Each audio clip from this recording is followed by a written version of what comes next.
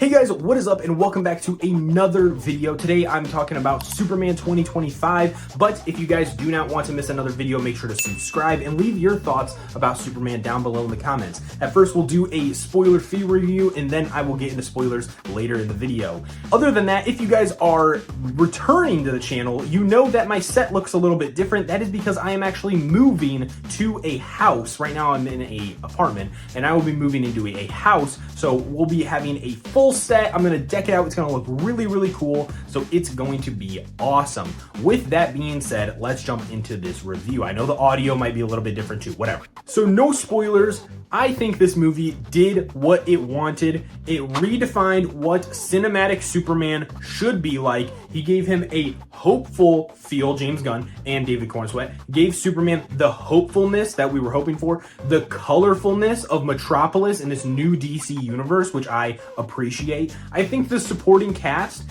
did fantastic. I would put like, there's like two different tiers of supporting cast. There's like the main supporting cast and then like supporting like basically cameo level cast. But I think that for the most part, the cast did a fantastic job. I loved Nicholas Hoult as Lex Luthor. I think some people are gonna think that he's a little bit off the rails, but I kind of like that. I think that he did fantastic. He was like the Riddler in the Batman, where he's doing a lot of this stuff without even talking to Superman in the first place. You know, a lot of this is behind the scenes stuff with his own chess pieces, which I appreciate. David Cornsweet did a great job as Superman and Clark Kent. I think I would have liked to see a little bit more Clark Kent in the movie, and Superman, honestly, but I do really like his portrayal in this movie. I think Lois Lane did a fantastic job. She is straight off the pages, dude.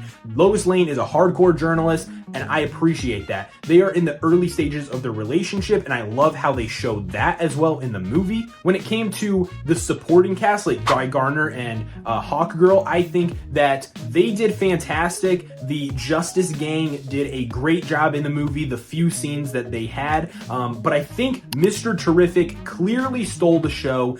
He has a very special scene in the movie where he just kicks so much ass, and I really appreciate them making Mr. Terrific look amazing in this movie. When it came to the villains like Ultraman, the Hammer of Baravia, and the Engineer, I honestly really wanted to see more of the Engineer in this movie. I thought her abilities were very unique and very cool and very, very smart in how they fight Superman. Throughout the movie, their encounters with Superman are some of the most creative ways of handling a overpowered being that I could think of. As for the action and the visual effects, I do think that for the most part, the visual effects were very strong in this movie. I know that some people don't like the wide camera lens. I don't really like it either. The cinematography was not exactly what I like to see in a movie, but I don't think that it deserves the amount of hate that a lot of people are giving it online. There is a few spots where the CGI is like a little bit like,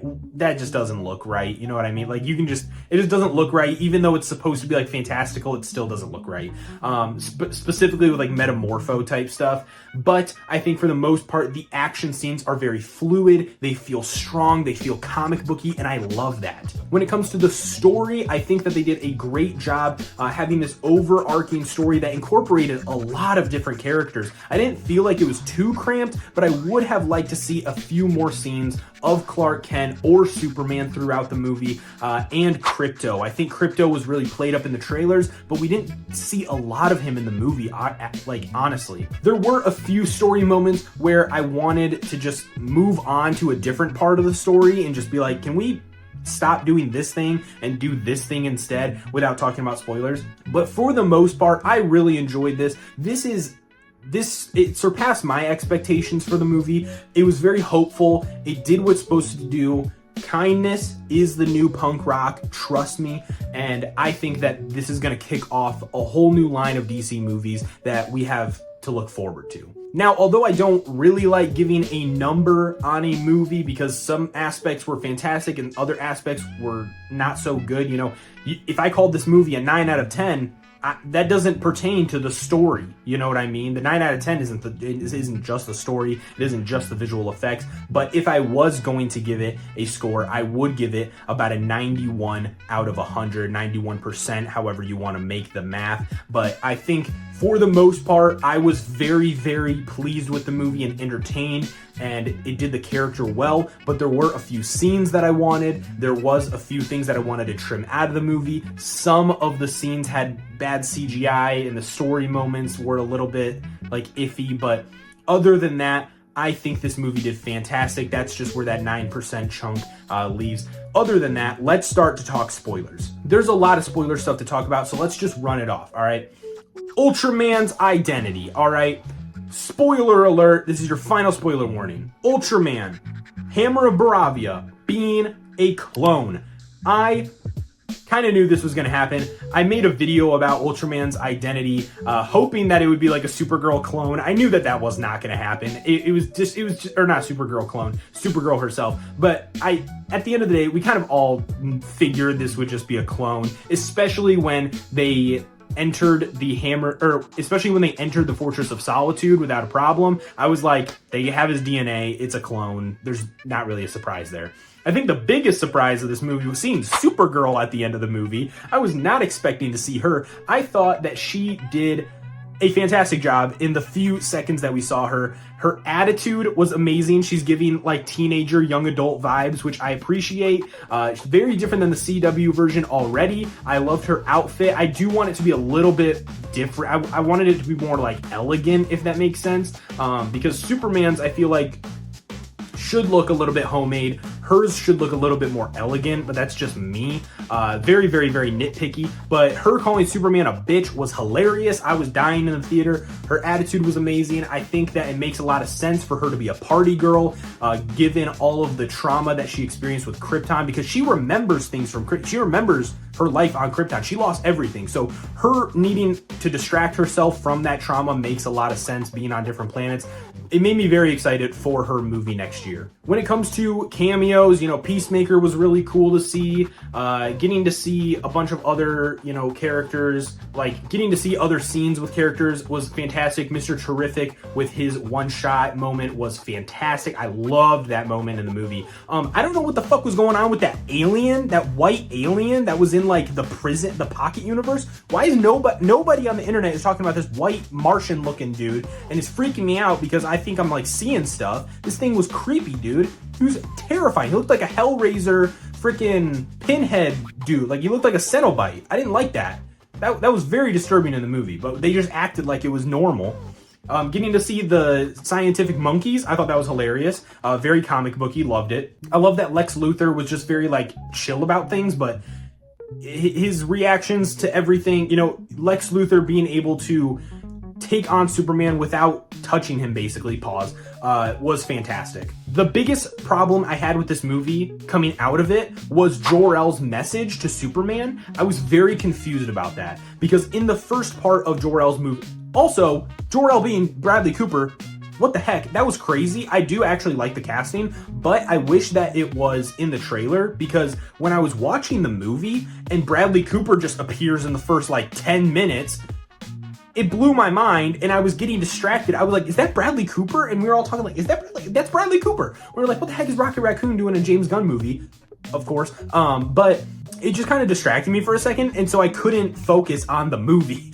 Like I was focused on Bradley Cooper being Jor-El for a second. So it just was distracting for like the first watch, but the second watch, I'll be able to pay a little bit more attention. Anyway, the second half of that message that they decrypted wanted Superman to be like Omni-Man. What the heck was up with that? I've never seen an iteration of Superman where Jor-El is telling Superman to become Omni-Man, basically. I don't remember that. I might be reading my comics wrong. I don't know. But I saw somebody on TikTok saying that it could possibly be General Zod encrypted this message, or that he hacked into Superman's message and changed the language that Jor-El was trying to tell Superman, and that Zod wanted baby Superman to start the Kryptonian regime basically on Earth before General Zod arrives. So that way in the second movie, if General Zod is the villain, General Zod comes in and he's like, what the heck? You were supposed to start, you know, the Kryptonian regime, but that's because General Zod was actually the originator of the second half, not actually Jor-El. I do think that would be the best way to explain that second half of the message, because I was not vibing with Jor-El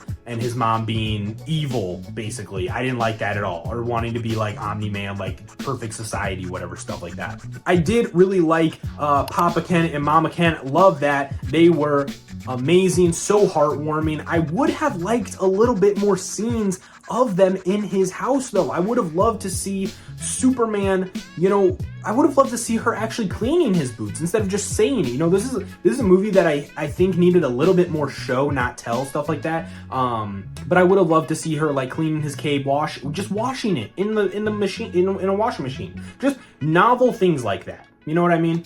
I would have loved to see a little bit more Superman-esque scenes straight from the comics. Him saving that teenager from the building. I would have loved to see that. Him saving a literal cat from a tree. Okay, I understand that he saved a squirrel in the movie. Again, moment where the CGI kind of took me out of it. But I would have rather it just been a straight up real-life cat from a tree.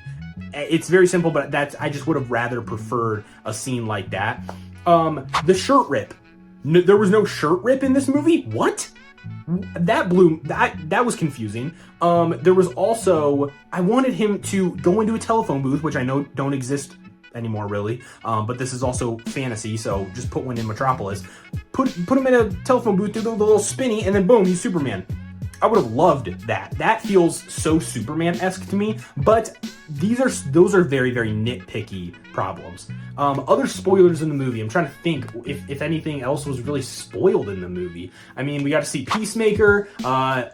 I'll talk more about Peacemaker. I'm planning on maybe just reacting to Peacemaker season 1 and 2, because I only watched like the first few episodes of Peacemaker and I don't really remember it that well. When it comes to other spoilers, what other spoilers were in this movie? I don't even remember. Yeah, that's pretty much it. The engineer putting the stuff in his lungs, loved that idea. That was very, very creative. I thought Superman was just gonna straight up fly into the sun and just be like, fuck it, we'll burn her and I'll live, whatever. But that's not what happened. I just love that he had this vibe of kindness is the new punk rock, and that shit goes hard. Not gonna lie, I love that.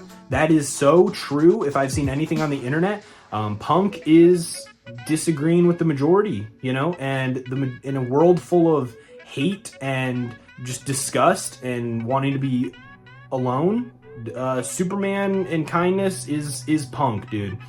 Which is fantastic. I love that. That's like a flip of a script, basically. But other than that, I love the movie. I want to know what you guys think about the movie. What kind of things did you love in the movie? What did you want more of? What things would you like to add in a sequel? Let me know down below in the comments. Other than that, I hope you guys have a wonderful weekend. Watch Superman in IMAX if you can. Other than that, have fun. As always, be respectful, and I will see you guys next time. Peace.